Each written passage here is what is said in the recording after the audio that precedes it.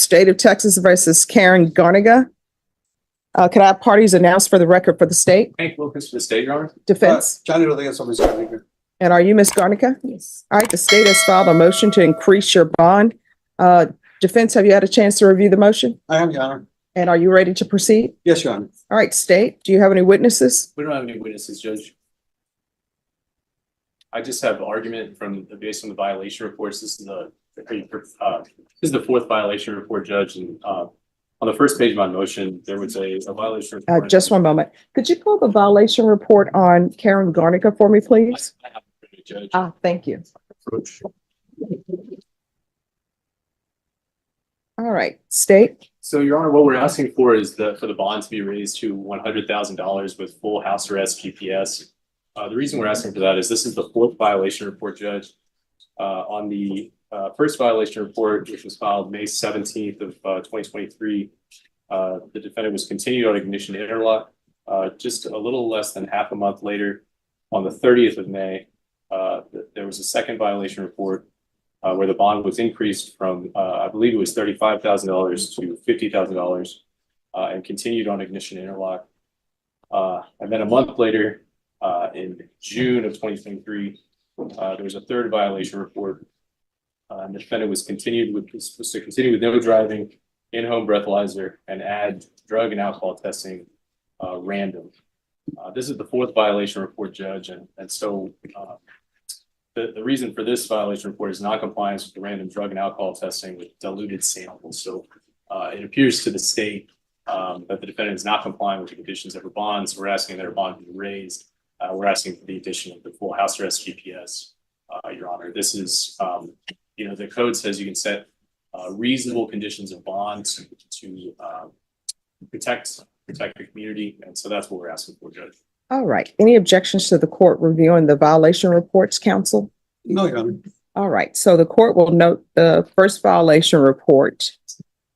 She was continued. That was signed by Judge Nahara, and that was on May 18th, 2023.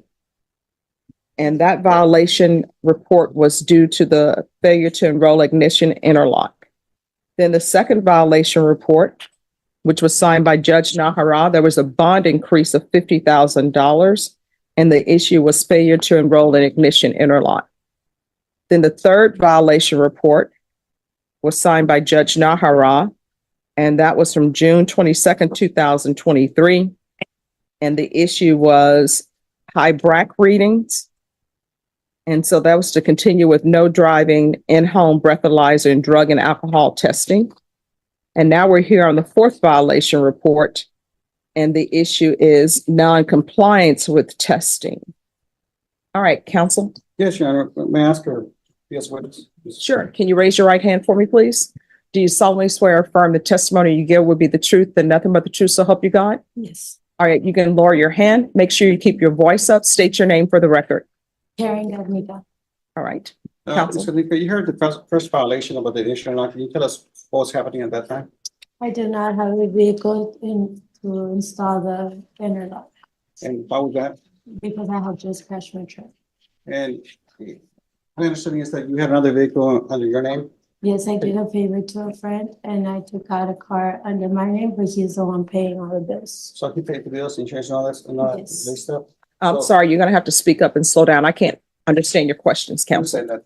So you don't drive the vehicles as well? No, So you haven't driven any vehicle since then, correct? no. And can you tell us what was happening at the time where the bond were raised to 50,000? When we went to the judge, and the bonds were raised to 50,000. The second violation was also because I do not have a car and I couldn't install the internet. And did you fix that? Yes, How did you fix it? we gave me a portable breathalyzer And when did they give you the portable breathalyzer? on June 10th. And have you had any issues with that since then?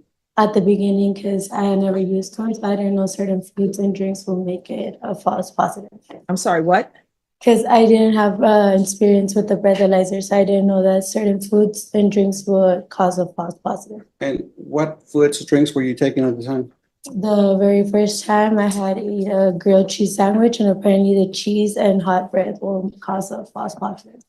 And were you also drinking energy drinks such as Ghost and Powerade and Yes, I Okay. drank pre-workout. Ed, have you been drinking those drinks since then? No, And regarding the last violation of two diluted sample, what did they tell you about that? that I drank too much water before taking the test, so it came out too diluted, and it was suspicious. Okay, and when did they tell you that? February, and it was the very first time also I had taken the And when did you do that? No, she didn't hear what you said. Okay, when did you take those drinks? No. What you just said, repeat it. Oh, the very first time when I took the UA, they told me I had drank too much water. On the 9th also, I believe it was 3 times. Okay, and were there any consequences because of that? No. Did you have to come more Oh, than one yes, time? I'm sorry, yes. Did you have to come more than one time to San Antonio to be tested? Yes, I'm testing weekly now, Okay, when did that start? on the 9th, Okay, and are you currently working right now? yes. And where do you work at? Mármol y granito unido, How long have you worked there? almost 4 years. And what do you do with the monies that you earn from your, I help out with the rent and the bills at home, how much do you pay for the rent yourself? 625, And for the waters and utilities and electric, how much do you? around like 150. And what are you asking the court to do today? To please keep things how we have them. Why? Because if I get in house arrest, I might lose my job and I won't be able to help out my parents with the rent. Okay, and you haven't engaged in any criminal activities since then? Since you heard, Judge? Oh, any questions? Yes, ma'am. Hi, Ms. Garnica. My name is Hank Wilkins. I'm one of the prosecutors here. If I ask you anything that you don't understand, just let me know and I'll rephrase it. Okay? So where do you work? Mármol y granito unido. Is that, what is that? MA, we sell granite for the countertops at home. You sell granite?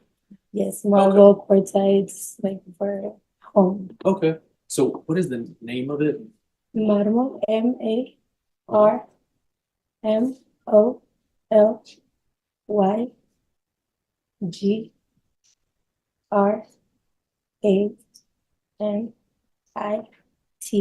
Okay. Okay. All right. And so you're saying your testimony to the court is that the false positives were due to a grilled cheese sandwich, energy drinks, and too much water. Yes. Okay. I pass the witness, Judge. All right. Any other questions? Judge, so we have no more questions for the witness. All right, the court will hear argument. State. Your Honor, this is the 4th violation report. We believe this bond increase in the GPS full house arrest is necessary to protect the public. With the alleged offense is intoxication assault. These violations reports, I believe, show continued behavior and also escalating behavior. And I don't find it particularly credible that grilled cheese sandwiches, energy drinks, and too much water caused all 4 of these violations, Your Honor. So that's why we're asking for the increase in the bond amount and the full house arrest GPS, Your Honor. Your Honor, I would ask for the court to consider what the Ms. Garnica said. She said she didn't know. She ate a grilled sandwich, but most important, she said that she was drinking power drinks and energetic drinks as well. And those contain a derivative of alcohol. She stopped drinking those things. And concerning the interlocks, she had a portable device. She would finally issue one. She hasn't engaged in any criminal activity whatsoever. She has tried to remain as compliant as possible. I understand. I don't think this is the case where it's warranted to go with the orders what the state's asking. I will ask the court to keep it the same. I don't want her to lose her job. Her family depends on the job, and she's already going weekly, coming weekly to San Antonio for the testing. I think that should be enough. That's all I have. All right, so state, wouldn't this be solved, the issues be solved with full house arrest? Sure, Your Honor. Yep, I'll work on it. All right, what I'm seeing before me, counsel, is continued violations.